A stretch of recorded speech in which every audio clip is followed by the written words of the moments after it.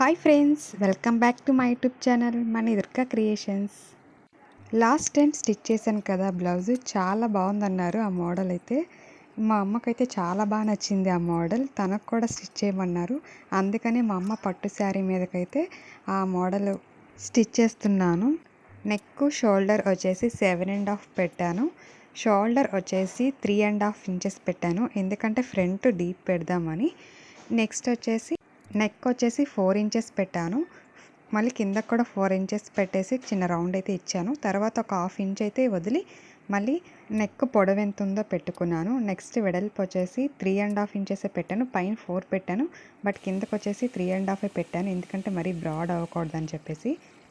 ఆ తర్వాత స్కేల్ పెట్టేసి షేప్ అయితే పెట్టాను. తర్వాత స్కేల్తో గీసి ఇలా చిన్న కట్ వర్క్లా డ్రా చేసేసి కట్ చేసేసాను. క్యాన్వాస్ మీద నెక్ అయితే డ్రా చేసి కట్ చేసి స్టిచ్ చేశాను. నెక్స్ట్ వీడియోలో పోస్ట్ చేస్తాను, చూడండి. Bye bye.